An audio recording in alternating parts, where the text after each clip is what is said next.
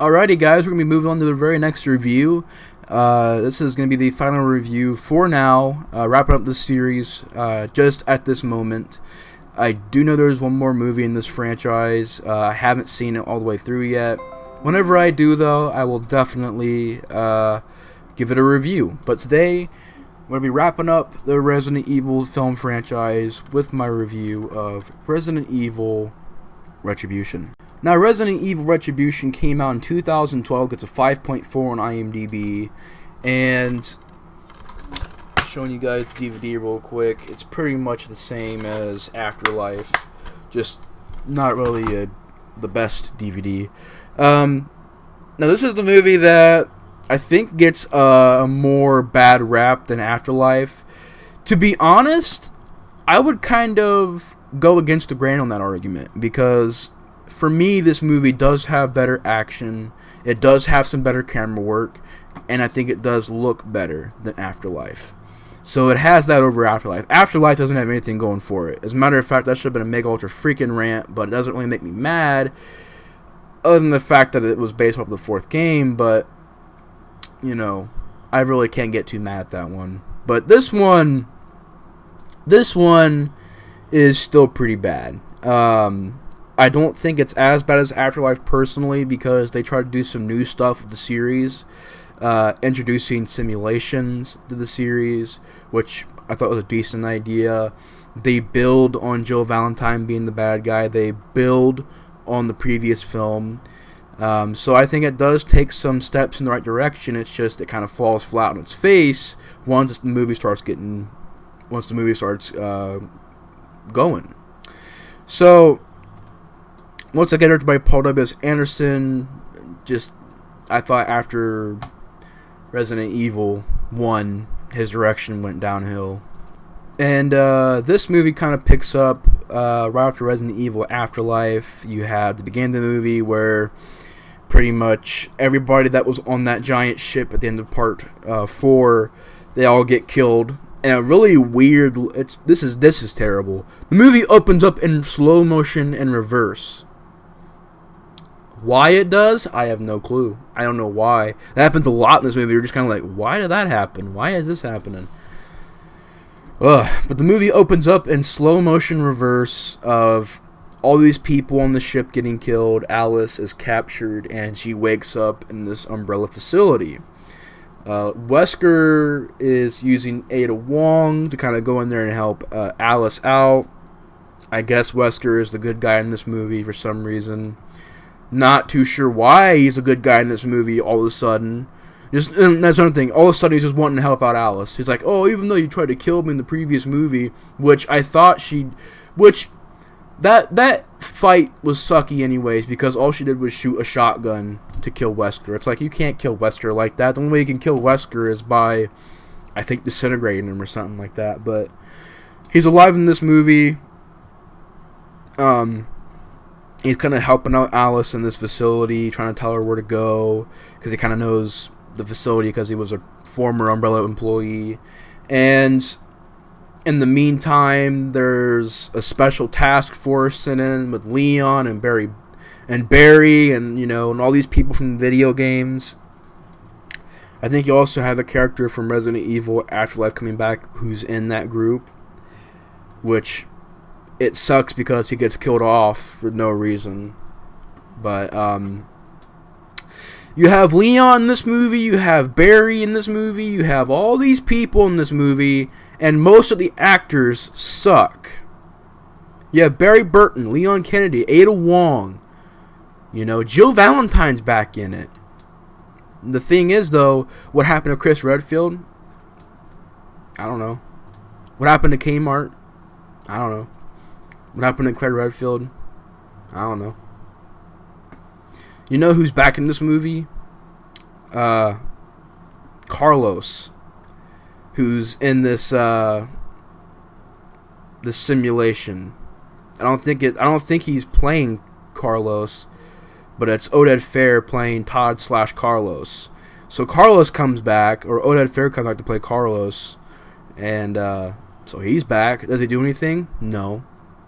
Leon's in it. Does he do anything? No. Barry Burton? just gets killed. And he's a terrible actor who plays him. Doesn't look or sound anything like Barry Burton. Same with Leon Kennedy. John Erb playing Leon S. Kennedy. The starring character in Resident Evil 2, 4, and other games like Resident Evil. Well, he's not really starring, but he's in Resident Evil 6. You know, the Umbrella Chronicles. All these games that Leon Kennedy's been in, including the legendary Resident Evil 4. And in this movie, he's a background character. So the movie goes on. You have them in there fighting zombies, going to different simulations. The executioners are back in this film. Ada Wong is kind of helping out Alice a little bit. And then it ultimately ends up with Alice, at the end of the movie, fighting Jill Valentine to kind of stop her. And she does. And I don't think she kills Jill Valentine, though. I think she just gets this thing off of her that's kind of making her evil. Which, do they explain? No, they don't. I guess it just, Umbrella made it and gave it to her for some reason. I don't know. But I think she does end up stopping Jill. But Leon, and also Michelle Rodriguez is back in this movie. Does she do anything? No! She does not. She comes back in this movie, part of a simulation, gets killed a couple times, and is also, I guess, this, I don't know if it was I don't remember what virus it was. I know it wasn't G virus, because I think G virus is in part 3, or maybe it wasn't, I don't know. But she injects herself with the virus, and she's helping out Jill Valentine. So I guess you have Michelle Rodriguez coming back. She doesn't do anything. Oded Fair comes back. Doesn't do anything. The girl who plays Jill Valentine, I think she came back. Does she do anything? No. And so you have Michelle Rodriguez. She can't die, but yet she does end up dying because Alice just shoots this thing or breaks this ice and she gets devoured by zombies. Leon gets his butt kicked by Michelle Rodriguez to where you're seeing x-ray shots of Leon getting bones broken. Literally, what the freak did Leon do in this movie? He spent like 30 pointless minutes in a gunfight towards the halfway point of the movie. From the beginning to the halfway point of the movie. Then they make a run for it. Then like all these people that were in stars and everything start dying. And then Leon doesn't do anything. He's a background character. No dialogue. At least not dialogue. I can't remember his dialogue. He doesn't know how to fight because he's fighting Michelle Rodriguez, I believe. And she's like breaking his bones and breaking rib cage. Like you see a shot where she breaks his rib cage or whatever and breaks his arm. It's like, bro, Leon is getting his butt kicked. And you have the guy from Resident Evil Afterlife also. I think he's helping out Alice, but he ends up dying. And it's like, so you have a bunch of people in this movie coming back and not doing anything, or they just die for pointless reasons. So you have, that's pretty much what it is. It's just Alice in this umbrella facility trying to get out. She ultimately does. You know, the last shot of the movie is them going to the White House and with Wesker, and they're all talking about stopping this zombie apocalypse. And you have a very cartoony scene where it's all these zombies and all these lickers and all these creatures, CGI, which looks horrible, looks terrible. So you have all that going on in that last shot of them standing on top of the White House or whatever, and there's zombies upon zombies upon zombies coming at them, and the movie ends. And just terrible. You also have a giant licker in this movie, which is like a giant licker, like a giant version of a licker. And I guess it can make cocoons as well. Why does it do that stuff? I have no freaking idea. But to get into the good stuff, I do think it has some pretty good action scenes. I think it has good usage of, you know, fight scenes and gun action scenes, and there's a pretty fun action scene where it's I think it's Alice and Ada Wong versus this executioner. I think there's two of them actually, either one or two of them, and it's a pretty good action scene. I remember liking that. I like a couple of the shots of the movie. Like the movie starts out and you see, I don't know if it's this movie, or I think it's established in this movie, and then like it was also in Afterlife, I think, as well.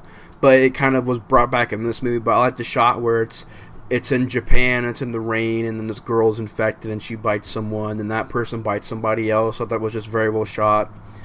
So I think the movie looks great, has some pretty good action scenes. Besides that, though, terrible storyline. Didn't care about the storyline. Didn't care that Wesker is now a good guy for some reason. I think he goes back to being a bad guy in the next movie for some reason. I don't know. Again, I watched the next movie, but I just, didn't finish it. But you have Jill Valentine being there, not doing anything except for being a bad guy, which doesn't make sense because Jill Valentine was one of the biggest characters in their games. I mean, heck, she was the star in Resident Evil 1 and 3, so you figure they would give her more to do. I think she was also in that the Dark Side I think it was Umbrella Chronicles or something like that she was in. Leon gets beat up half the time, doesn't do anything. The guy who plays him sucks. I really don't know anything else to say about this movie. It's just very lazy, very awful, and I can definitely see why people don't like the movie that much.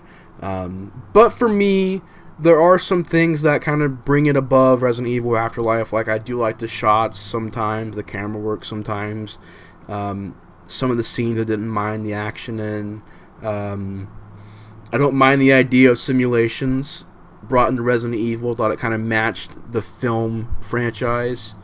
Thought it was a pretty cool idea. Just wasn't really done that great. Just sounded. It pretty much just sounded pretty cool.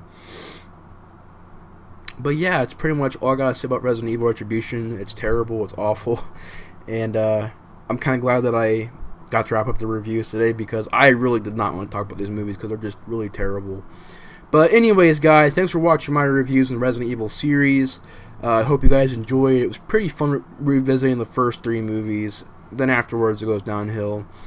Will I ever review Resident Evil: The Final Chapter? I do not know, but if I do see it one of these days, I will give it a review.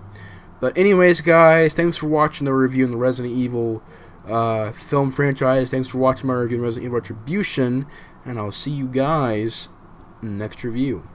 Explorer 4 out.